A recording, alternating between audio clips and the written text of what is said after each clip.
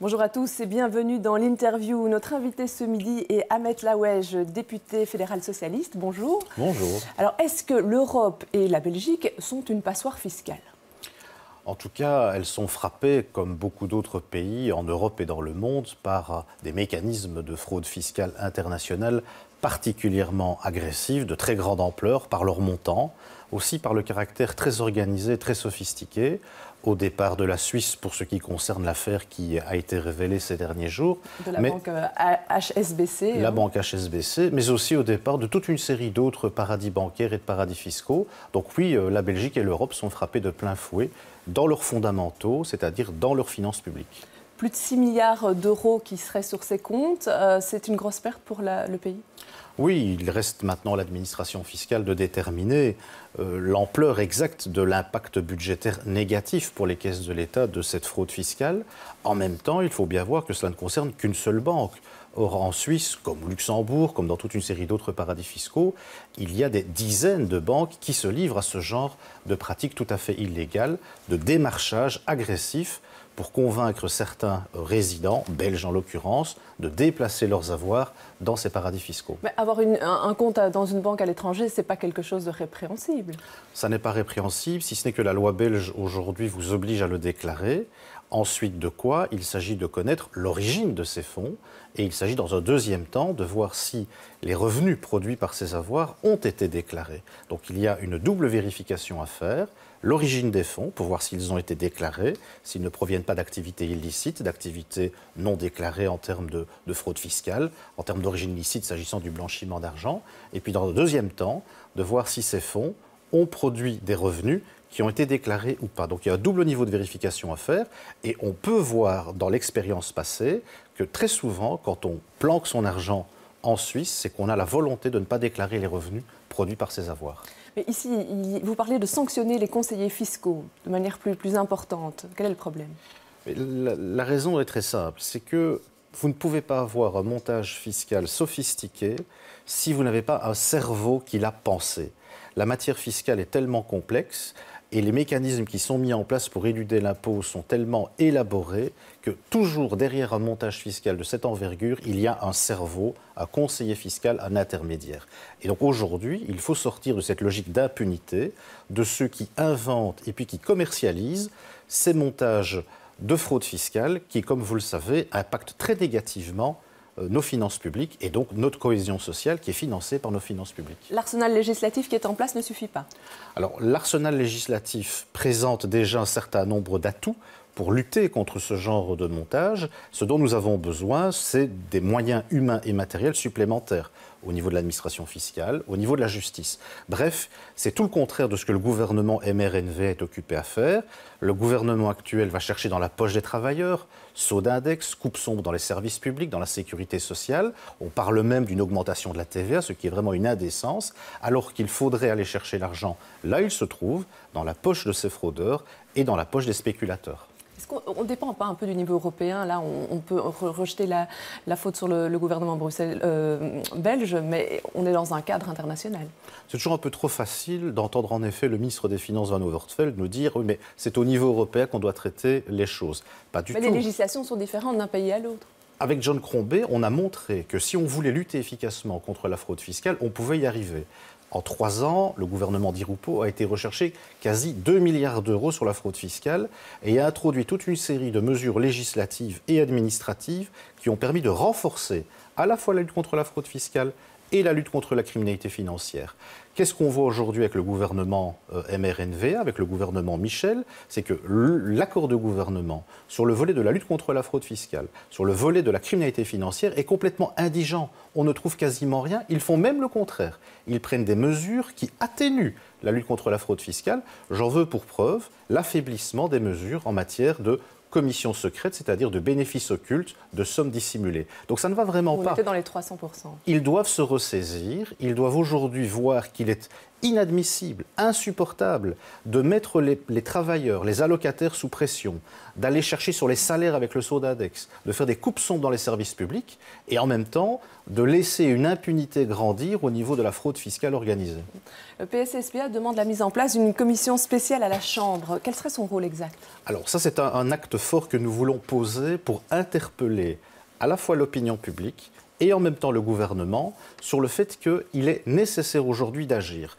On se rend bien compte que le gouvernement ne fait pas de la lutte contre la fraude et la criminalité une priorité. Dès lors, nous voulons au niveau du Parlement, assurer un suivi de la lutte contre la fraude fiscale et la criminalité financière. C'est pourquoi nous voulons la mise en place de cette commission de suivi qui va faire en sorte que l'on puisse aller rechercher les fameuses recommandations qui avaient été votées à la quasi-unanimité à la suite d'une commission parlementaire pour mieux lutter contre la fraude fiscale, dont une grande partie avait été mise en œuvre sous le gouvernement Di Rupo.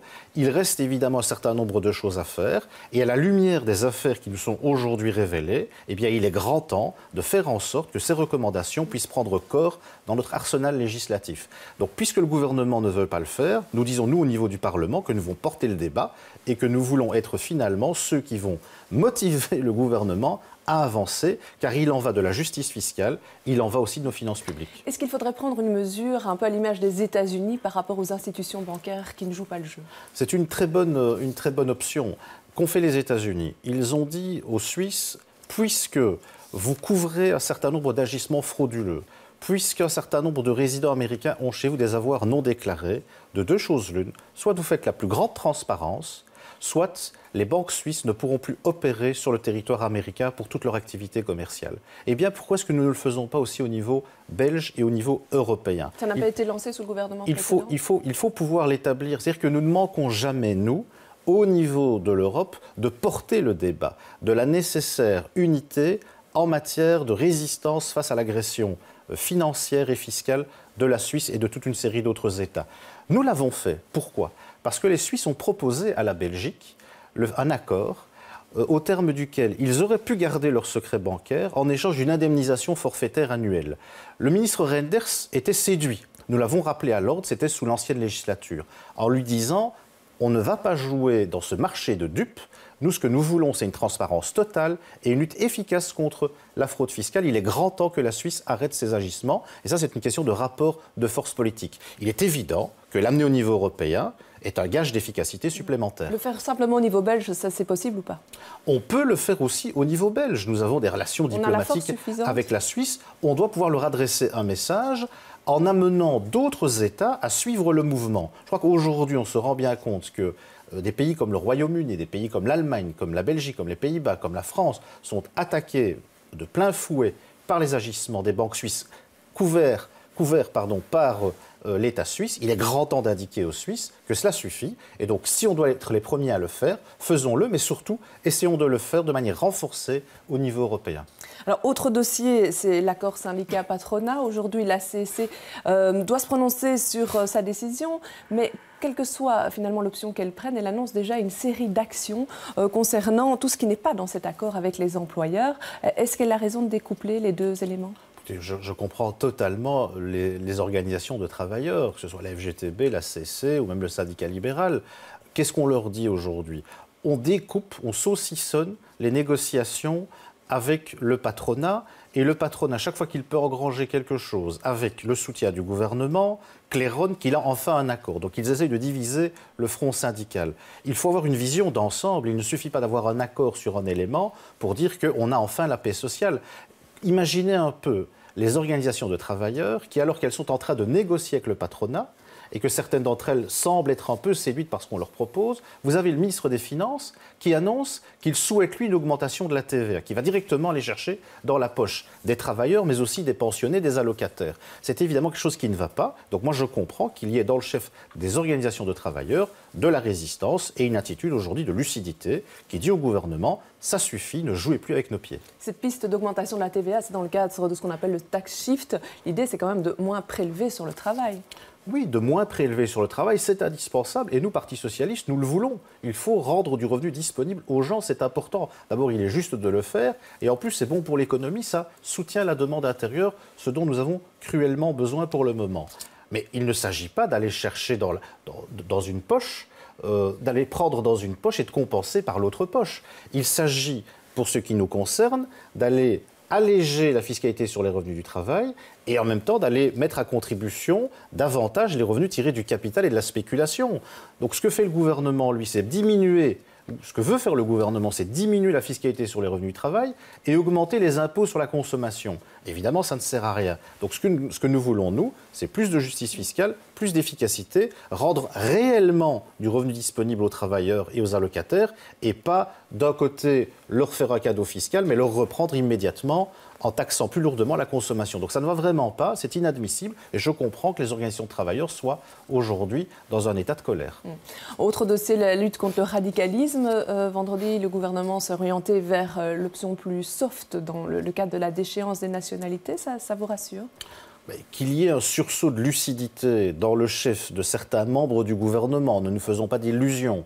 Il y a autour de la table du gouvernement des gens qui ont déposé des propositions pour aller très loin dans la déchéance de nationalité. Ce qui est un message qui est à la fois un message, je dirais, d'inefficacité. Il faut quand même bien s'imaginer que cela ne va pas empêcher des gens qui sont radicalisés, fanatisés, de partir. Le fait de les menacer, de leur enlever la nationalité. Par contre, ce que l'on envoie, c'est un message désastreux à plusieurs centaines de milliers de nos compatriotes qui sont binationaux, pas parce qu'ils l'ont choisi, mais parce qu'ils sont nés belges, avec une origine issue de l'immigration. Donc un message désastreux. Donc il était temps, je pense, qu'il y ait un recul, mais je pense en même temps qu'il reste le principe de la déchéance de nationalité, sur lequel le gouvernement aujourd'hui s'arc-boute comme un symbole. D'ailleurs, le ministre Reynders l'a dit, c'est un symbole, mais on ne résout pas les problèmes avec des symboles, on résout les problèmes avec de la vraie prévention, avec de la vraie politique, tant en termes de sécurité que d'éducation, de cohésion sociale.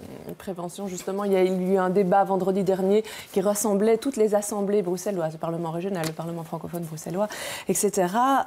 Mais évidemment, pas de lien avec le Parlement fédéral. Est-ce qu'on n'est pas handicapé par les différents niveaux de pouvoir dans cette histoire ? C'est notre Belgique contemporaine et donc on doit faire avec les institutions que nous avons. Il est clair qu'au niveau des entités fédérées, Fédération Uni-Bruxelles, les parlements régionaux, région bruxelloise, région wallonne, on va davantage parler d'éducation puisqu'elles sont compétentes en matière de scolarité, d'instruction publique. On va aussi parler plus peut-être de cohésion sociale, de politique culturelle.